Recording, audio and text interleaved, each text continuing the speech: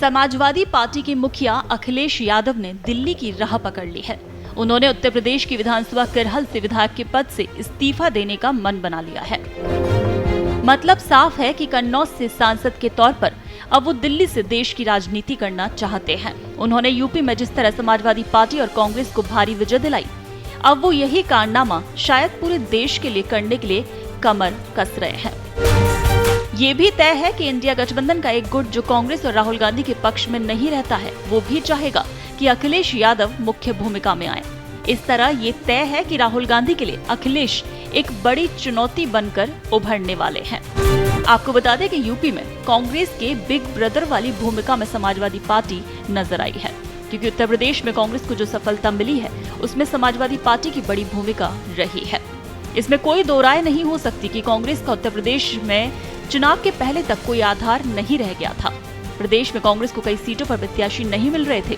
कई नेताओं ने चुनाव तक लड़ने से मना कर दिया था, पर समाजवादी पार्टी का पीडीए समीकरण का जादू इस तरह मतदाताओं के सर चढ़कर बोला कि बीजेपी कैंडिडेट हवा में उड़ गए। समाजवादी पार्टी की आंधी का फायदा कांग्रेस कैंडिडेट को भी हुआ और पार्टी ने 17 में से 6 सीटें जीत ली। दूसरी बात यह है कि इंडिया गठबंधन में सबसे परिपक्व फैसले अखिलेश यादव ने ही लिए हैं।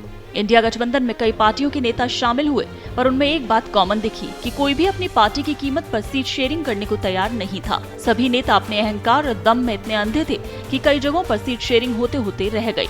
खुद यूपी में अगर सीट शेयरिंग हुई तो वो राहुल गांधी या कांग्रेस के चलते न होकर अखिलेश की सूझबूझ के चलते संभव हुई।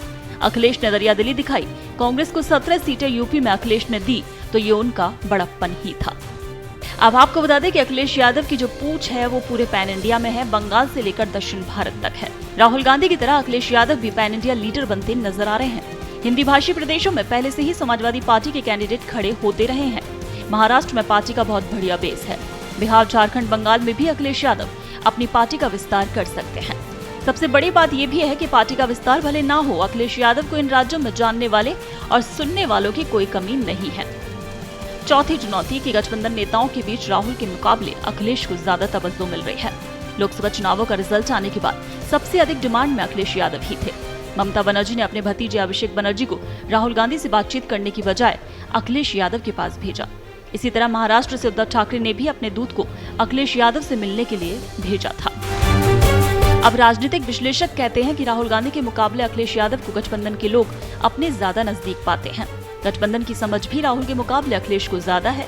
गठबंधन में एकमात्र अखिलेश यादव ही हैं जो कांग्रेस और इंडिया गठबंधन के बाकी सदस्यों के बीच कड़ी भी है। जहां तक विपक्षी नेता के तौर पर बात रखने की बात है तो निसंदेह अखिलेश यादव कांग्रेस नेता राहुल गांधी पर भारी पड़ेंगे। इसके पीछे सबसे बड़ा कारण यह है कि वो खुद 5 साल मुख्यमंत्री रहे हैं और करीब 7 सालों से यूपी में विपक्ष के नेता।